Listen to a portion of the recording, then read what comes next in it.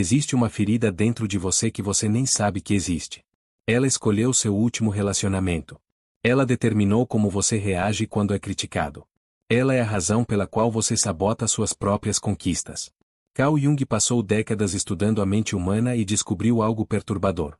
Todos nós carregamos uma ferida primordial da infância que secretamente governa cada escolha que fazemos. E o pior?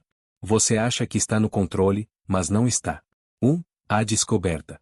Para entender como uma ferida invisível pode controlar toda a sua vida, precisamos voltar à Suíça do início do século XX. Carl Jung, um jovem psiquiatra brilhante, trabalhava com pacientes que apresentavam padrões comportamentais aparentemente inexplicáveis. Pessoas inteligentes, capazes, que repetiam os mesmos erros infinitamente. Havia uma paciente que Jung nunca esqueceu. Ela havia se casado 3 vezes, e os 3 maridos eram alcoólatras violentos. Quando Jung perguntou por que ela continuava escolhendo o mesmo tipo de homem, ela respondeu com convicção absoluta: eu não escolho. Simplesmente acontece. Mas Jung sabia que nada simplesmente acontece. Havia um padrão, uma lógica oculta. E foi investigando casos como esse que ele desenvolveu um dos conceitos mais revolucionários da psicologia: a ferida primordial e a sombra. Jung descobriu que essa ferida não é apenas uma memória ruim. Ela se torna o centro gravitacional da sua psique, operando nas sombras, invisível, mas imensamente poderosa. Como um buraco negro no espaço, você não consegue vê-la diretamente, mas pode observar seu efeito em tudo ao redor. Vamos tornar isso concreto. Imagine um menino de 7 anos. Ele chega da escola animado para mostrar aos pais um desenho que fez. Mas o pai está trabalhando e diz, sem olhar: agora não, estou ocupado. A mãe está ao telefone e faz um gesto para que ele espere. Ele espera. E espera. E eventualmente vai para o quarto, sozinho. Isso acontece 1 vez. 2. 10. 50 vezes. Não é abuso. Não é negligência extrema. É apenas a realidade de pais ocupados, distraídos, emocionalmente indisponíveis. Mas para aquela criança, uma conclusão se forma, silenciosa e definitiva: eu não sou importante. Eu não mereço atenção. Minha presença não importa. Essa conclusão não fica guardada numa gaveta mental rotulada como memórias da infância. Ela se torna a fundação sobre a qual toda a personalidade é construída. Ela desce para o inconsciente e de lá, como um maestro invisível, começa a reger a sinfonia da sua vida.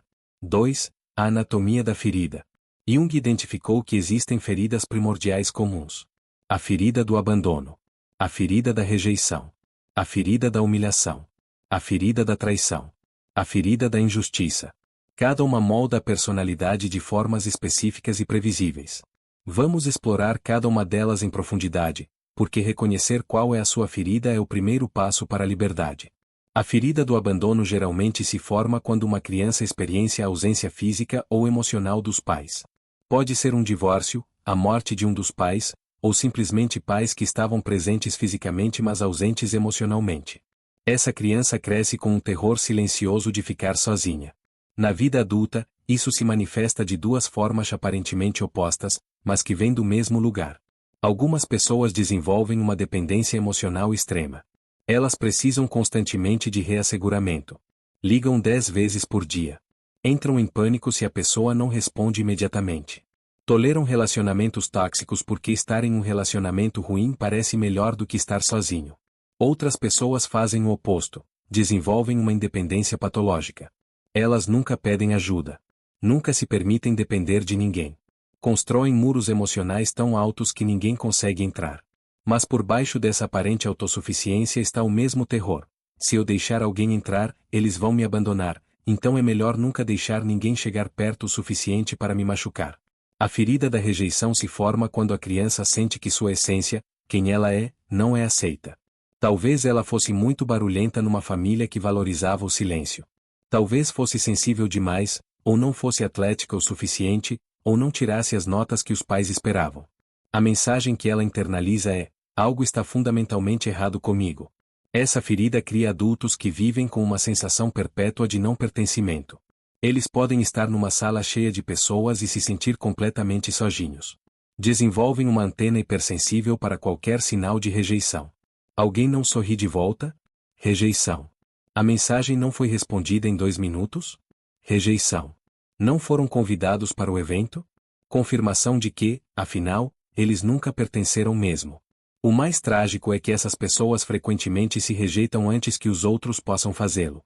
Elas não se candidatam ao emprego dos sonhos porque já sabem que não vão conseguir. Não se aproximam da pessoa que as atrai porque já antecipam a rejeição.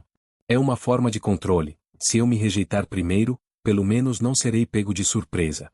A ferida da humilhação acontece quando a criança é ridicularizada, envergonhada ou criticada publicamente. Pode ser um pai que faz piadas cruéis sobre o peso da criança. Uma professora que a humilha na frente da classe. Irmãos que constantemente zombam dela. A criança aprende que ser vista é perigoso, que chamar atenção resulta em vergonha. Adultos com essa ferida vivem num estado constante de hipervigilância sobre como são percebidos.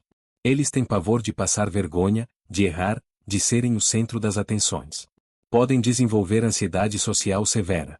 Ou podem fazer o oposto, tornar-se perfeccionistas obsessivos, pessoas que só se permitem aparecer quando têm certeza absoluta de que não haverá nenhuma falha, nenhuma brecha para crítica. A ferida da traição se forma quando a criança experiencia quebras de confiança significativas. Um pai que promete estar presente mas nunca está. Pais que dizem uma coisa mas fazem outra. Segredos familiares. Mentiras. A criança aprende que o mundo não é confiável, que as pessoas dizem o que você quer ouvir mas fazem o que querem. Essa ferida cria adultos que têm imensa dificuldade em confiar. Eles estão sempre esperando a traição, sempre procurando evidências de que estão sendo enganados. Podem se tornar controladores, ciumentos, paranoicos. Ou podem desenvolver uma desconfiança tão profunda que nunca se permitem realmente se abrir, mantendo sempre uma parte de si protegida, escondida, impossível de alcançar. A ferida da injustiça acontece quando a criança cresce num ambiente onde as regras eram arbitrárias, onde ela era punida de forma inconsistente ou injusta, onde havia favoritismo claro. A criança desenvolve uma sensibilidade aguçada para qualquer coisa que pareça injusta. Adultos com essa ferida têm uma necessidade obsessiva por justiça, equidade, ordem. Podem se tornar rígidos, inflexíveis, incapazes de tolerar ambiguidade. Ou podem desenvolver uma raiva crônica contra o mundo, que parece constantemente injusto. Pequenas injustiças os desregulam completamente porque tocam naquela ferida antiga, quando eles eram pequenos e impotentes diante da injustiça. 3. Como a ferida opera. Agora que entendemos as feridas, precisamos entender seus mecanismos de operação. Como exatamente uma experiência da infância pode controlar um adulto décadas depois? Jung explicava isso através do conceito de complexos. Um complexo é como uma subpersonalidade autônoma dentro da psique. Quando algo no presente toca na ferida antiga, o complexo é ativado, e de repente você não está mais reagindo à situação presente. Você está reagindo ao passado.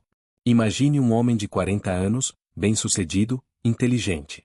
Sua esposa menciona casualmente que ele esqueceu de fazer algo que havia prometido. Algo pequeno, insignificante. Mas se esse homem carrega a ferida da injustiça, aquele comentário inocente pode ativar o complexo. De repente, ele não está ouvindo sua esposa. Ele está ouvindo seu pai, décadas atrás, acusando-o injustamente, culpando-o por coisas que não eram sua responsabilidade. Sua reação é desproporcional. Ele explode, ou se fecha completamente, ou fica defensivo por dias. A esposa fica confusa, por que essa reação enorme por algo tão pequeno? Mas para ele, não foi pequeno. Foi aquela ferida antiga sendo pressionada. E aqui está o que torna tudo isso tão insidioso, nós não percebemos quando isso acontece. Acreditamos genuinamente que estamos reagindo à situação presente. Temos narrativas racionais perfeitamente construídas sobre por que estamos agindo assim. Mas por baixo, é a ferida que está no comando. Jung observou algo ainda mais perturbador. A ferida não apenas nos faz reagir, ela nos faz criar situações que a confirmam. Isso acontece através de um processo que ele chamou de projeção e compulsão à repetição. Se você carrega a ferida do abandono, você pode inconscientemente escolher parceiros emocionalmente indisponíveis. Não porque você quer sofrer, mas porque aquele tipo de pessoa é familiar. Seu inconsciente reconhece o padrão. E numa tentativa distorcida de curar a ferida original, você tenta fazer essa nova pessoa ficar, tenta fazê-la te escolher, te valorizar. Como se fazer isso funcionasse retroativamente para curar aquela criança abandonada. Mas não funciona. Porque a pessoa que você escolheu é fundamentalmente incapaz de dar o que você precisa. Então você experiencia o abandono de novo. E a ferida sussurra, viu? Eu estava certa. Você é mesmo abandonável. Ou considere alguém com a ferida da rejeição. Essa pessoa pode desenvolver comportamentos que garantem rejeição. Ela pode ser excessivamente carente, sufocante, demandante. Ou pode ser fria, distante, crítica. Ambos os comportamentos empurram as pessoas para longe. E quando as pessoas inevitavelmente se afastam, a ferida é confirmada. Eu sempre soube que algo estava errado comigo. É um ciclo vicioso tragicamente perfeito. A ferida cria o comportamento.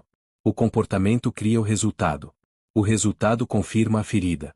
E o ciclo continua, às vezes por uma vida inteira. 4. A sombra e a projeção.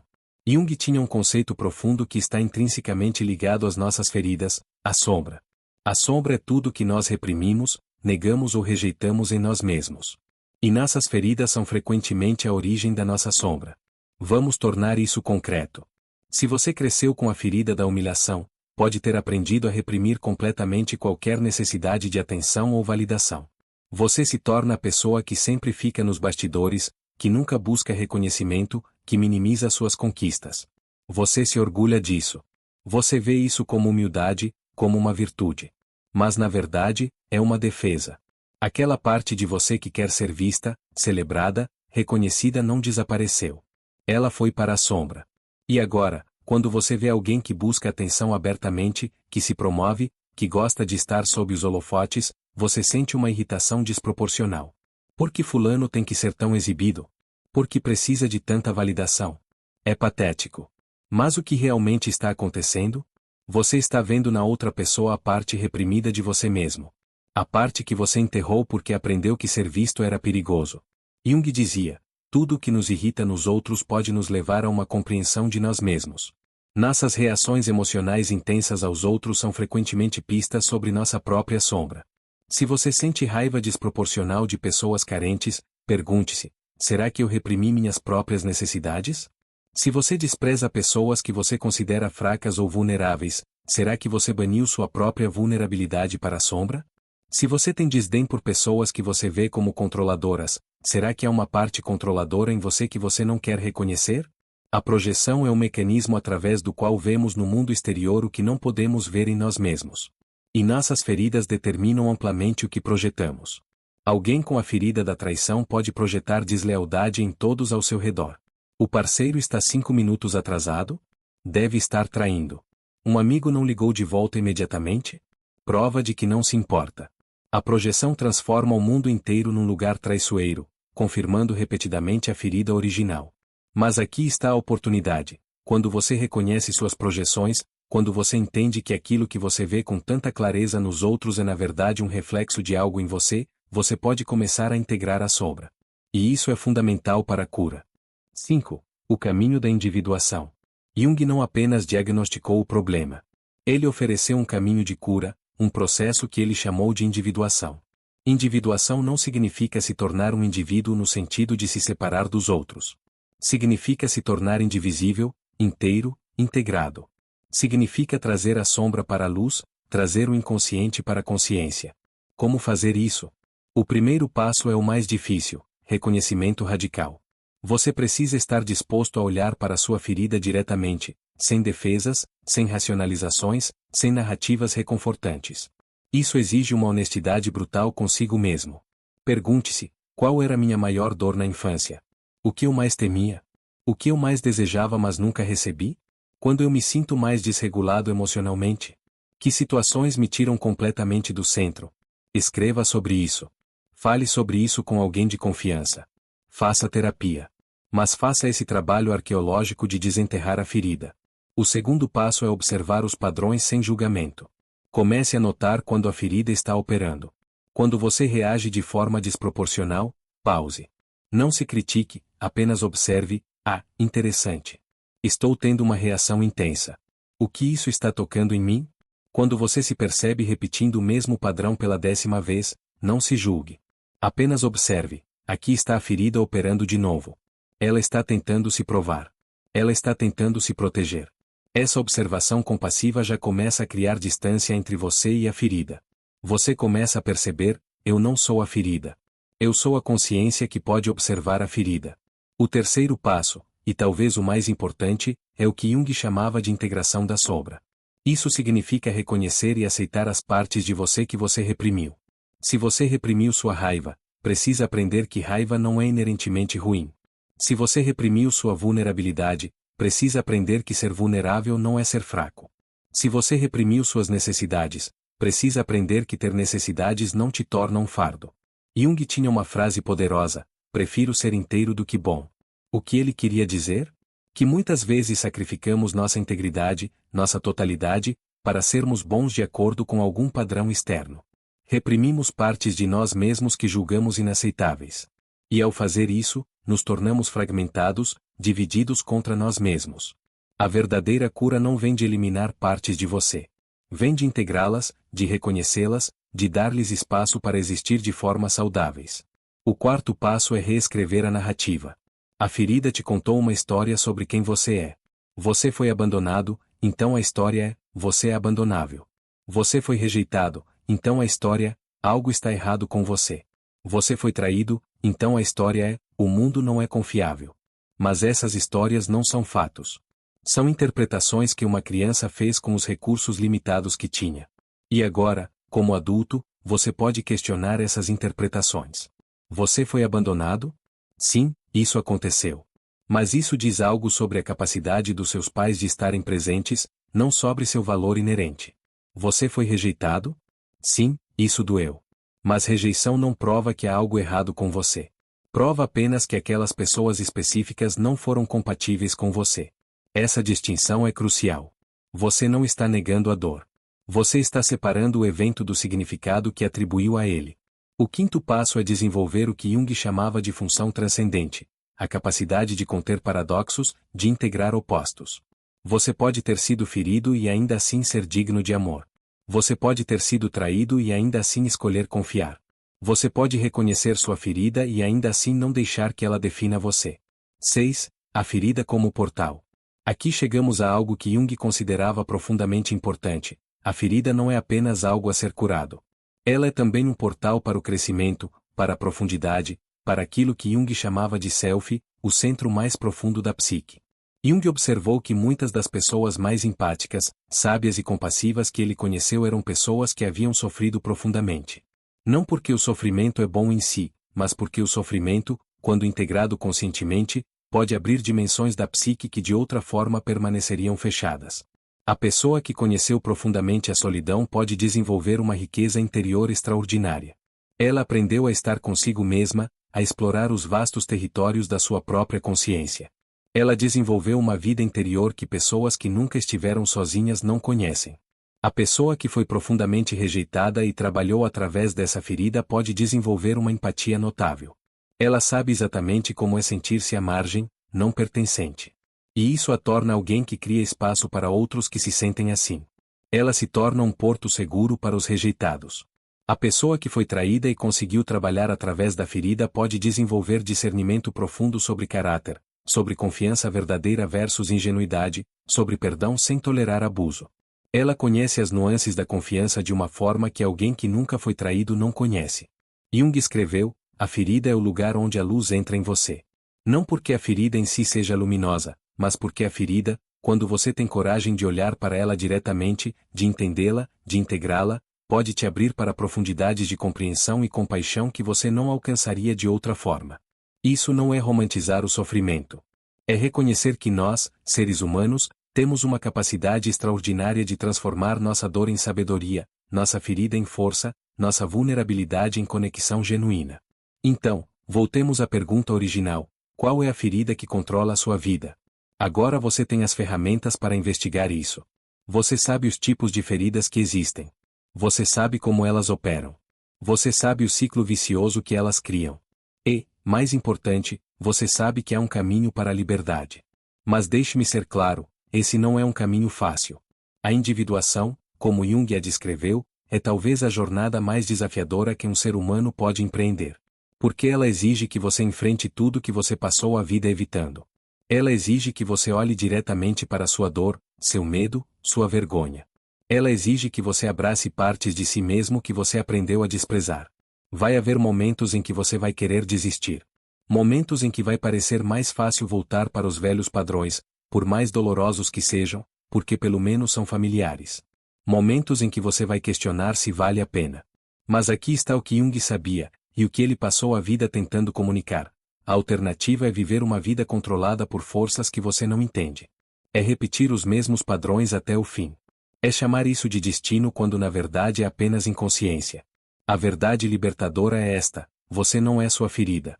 Você é a consciência que pode observá-la, compreendê-la, eventualmente, transcendê-la.